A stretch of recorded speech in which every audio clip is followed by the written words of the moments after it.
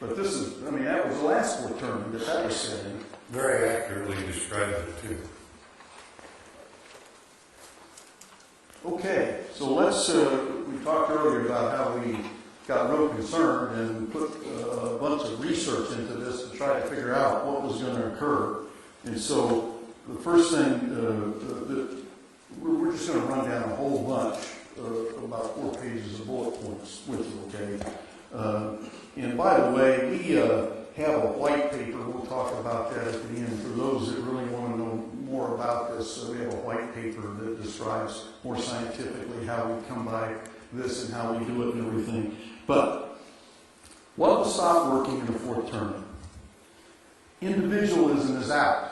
What have we seen for the last 20 years? It's all about the individual. Individualism's out. Discovering self is out.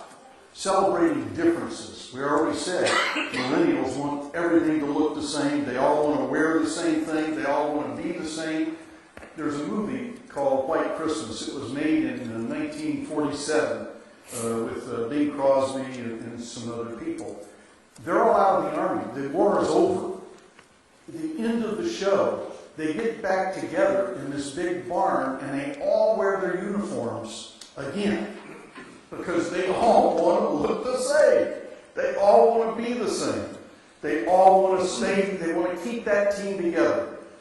They will keep that team together and communicate with each other the rest of their lives. So, individualism is out. Empowering individuals is out. I don't know if the Army uses generational science, and there is no more Army of One in the TV spots for obvious reasons. Bright and giddy are out. How can I change things are out? It's how can my team make things better for others is in. No more what's in it for me. No more being flippant. That's out. And here's one that I personally like. Public talk about private matters is going out. And we're really beginning to see that. Political correctness is going out. Look, it's the Christmas tree. You know, it's a holiday tree. It's a rebellion. This could spread. Boston Tree Party. Would you have seen this cartoon a few years ago? No, a few years ago, they'd probably send us to jail for running it. Yeah. Were you shocked that we won this in the Supreme Court? I sure was. We. That's a clear change. Yeah. Okay, everything will feel a lot more urgent. I'm sure you're all feeling that, and you'll feel it even more. Survival and security will become a major priority. We got homeland security, we're worried about our borders, we got this, we got that. Social justice is no longer a priority, and we're beginning to want justice against individuals. Let's change the Miranda. Did I hear someone actually say that? We're beginning to see values in regulation and public intrusion into our lives. Are we seeing that? A hard stance against immigration is going to get even harder. In 1925, roughly, we shut down Ellis Island. Ellis Island had been open for 70 years accepting immigration, and we shut it down. Lifestyle tolerance and process-protected fairness will be declining deeply. Many of these could be good news for us guys. We're beginning to want less complex solutions. We're heading towards simplicity. Boy, do I like that. I want to stop you there. Simplicity. Now, think back to the piano music in the Procter & Gamble to Moms, They'll Always Be Kids. It was very simple. Life is way too complex. All I want is simple. Celebrating what makes us the same is coming in. Sharing with others, a big in. Big, bland, and friendly is in. Empowering groups instead of individuals is in. This is a big one here. Young superheroes that serve society are a big in. Millennials love this theme, do this theme constantly and all the time, And millennials know that they're bent for greatness, that they're here to be great, that they're here to rise to the occasion. They don't know what the occasion is, but they know. And so they love consuming things that show them as superheroes. Teen spirit is in. A national sense of community is being revitalized. The culture will gravitate toward social goals and human relationships that are clearly defined compared to where we've been. Go ahead, Joe. Stronger connections with community life are in. Chuck oftentimes uses a term called the big hug. We come together. I mean, all of a sudden we come together. Children want to learn, not be entertained. We see that with millennials. Everything you do must support the big picture. Community ahead of self will be a winning theme. Everything takes on a more serious look and feel. Cynicism and individualism are replaced by optimism and cooperation. People will want to look like their neighbors, not different. All right, earlier we said the look and feel is going to change. It's going to change. So what's this look and feel going to be? And we've got a single word for you that's going to work. Retro. Retro. Now, let's take all right, why? Why, Daryl? You just told me. Safety. It made boomers feel safe. Millennials love it. There seems to be an infatuation with it. In fact, if you look at who was owning vinyl instead of DVDs or CDs, it's millennials. Swing music is back. The 50s, all boomers know this, the 50s were a time of total peace, of total happiness, a wonderful period. Millennials don't know that. They just know the pictures and the cartoons and the things of that era. And of course, there's a lot of movies and TV shows still from that era. The 50s is big on television. And millennials don't know why, but they love that era. And boomers wish that era were back. Now, Daryl showed them how we communicate retro. There's a whole new way to travel in comfort and style. Presenting the new Toyota Avalon. It's one smooth ride. It has lots of space for you and all your things. I got mine with voice activated navigation. So we can get to the city.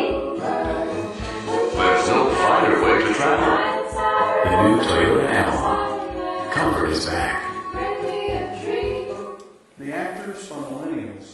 The texture is boomer. We love it. Us boomers and millennials, we love it. Now you're talking.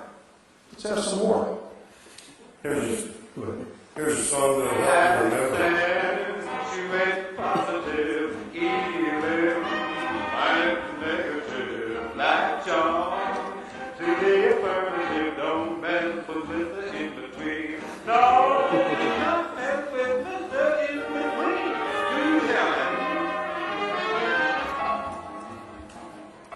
Hold that up, girl, because I want to make a point of this. This is a song from the last fourth term, but it gives you a very simple set of rules. My parents played the song all the time, so I happen to remember the words to it. Accentuate the positive. Eliminate the negative. Latch on to the affirmative and don't mess with Mr. In Between. That's the rules of a fourth term. You got it right there. Couldn't be done more simply. Next question. Who's Mr. In Between? Mr. In Between. Mr. In Between is anything that's Anything in the middle. anything that's doubtful. Accentuate the positive, eliminate the negative, and no shades of I'm gray. not sure if that's positive or negative. It's out of here. I mean, in those spots those three spots we showed you, what did you see? That's all you saw was what that song said. Go ahead, girl. niche groups will fade and be replaced by major appeal issues, overarching themes. Family will become a more important focus, along with children. They'll be viewed as an important public asset, just like in the last Fort tournament. Peer pressure is back. The public will want to hear it the way it really is. Tell me the truth. Straight talk. They become more serious about the issues. They become very interested in personal stories with high emotion and texture real. We've said that before. Yeah. So, rule number 2 in a Fort tourney is depictions of private sacrifice will be greatly appreciated. I think we all remember It's a Wonderful Life. Let me just quickly tell you a story, because it's so easy, I can tell you. Jimmy Stewart plays a guy that has plans. He's going to go off, and he's going to go to college, and he's going to build dams in Egypt, and he's got all these great plans. And he sacrifices all those plans to stay there and run this little institution so that everybody else can have homes in the community. And he gets to the end of his life, and he's ready to jump off a bridge. An angel comes and talks him out of it. He's ready to jump off a bridge. And the reason he is because he thinks his life has been wasted. And he goes back home and discovers that the whole town thinks he's the greatest guy in town. Why? Because he sacrificed his plans, his wishes, his desires for the community. And that's the themes of a Fort tourney that work. Now, that's the way it was in the last tournament. So what I want to do now is show you how, just one way, and we'll show you others here, but this is just one way you depict self-sacrifice today in this tournament.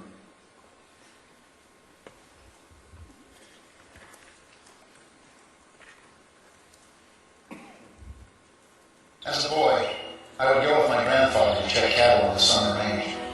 On an old flatbed truck, there was a box that was filled with grass seed. When we stopped for lunch or fixed a fence, it was my job to spread the grass seed around into the bare spots that I could find. One day it was hot, and I was tired. I said, "Grandpa, I don't want to do this. It won't matter anyway." Grandpa said, "Mike, this isn't about you. We're responsible for this land. Our job is to leave it better than we found it, and to plant seed for the folks that follow us. Leaving things better than we found them. It's a simple philosophy, but it has guided my life and my service as governor. Long after we're gone, I want people to remember Utah as a place where we met every challenge and did not waver. Let it be said that we believed, and that we cared, and that we did not forget our obligation to the next generation."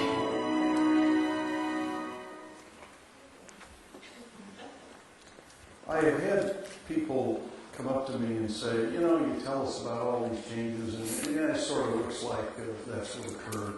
But how can you prove to me that there really are Fort tourneys and that we really do change in each term? So let me show you the most simple product that you could absolutely pick, salt.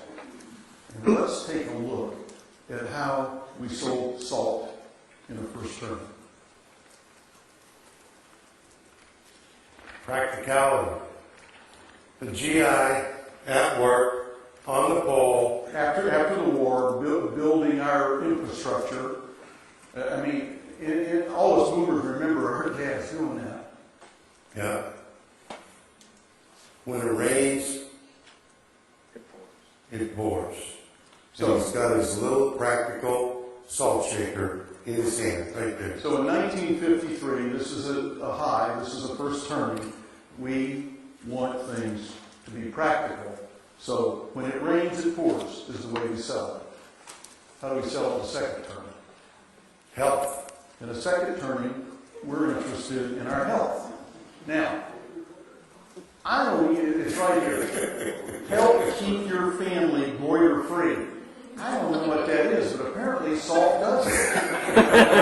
No, can you believe that? All of a sudden, in a first turning, it's because the guy is in the rain, yeah, he's in the rain and he's working and he's got his lunchbox and the salt flows for him. That's all he cares about. In a second turning, you want it to cure something.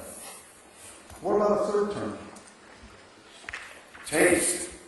In a third turning, it's all about us. In a third turning, okay, health is fine, but it better taste good too. Half the sodium, all the taste. Right there, 1986.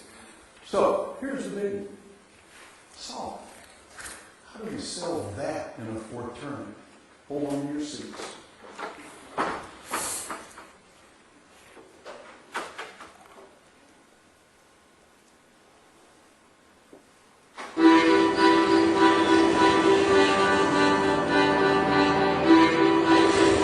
At the end of the day, in Sitka, Alaska, everyone's attention turns to the sea.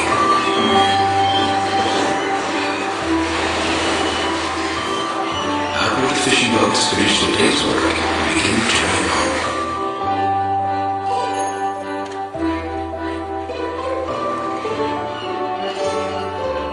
The safe arrival of the boats is highly anticipated.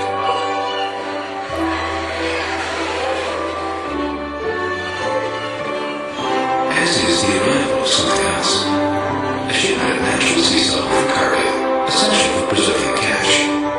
Using our supply chain expertise, we deliver the salt on precise schedules and ship it efficiently all along the Alaskan coast, saving the fishermen money and their cash.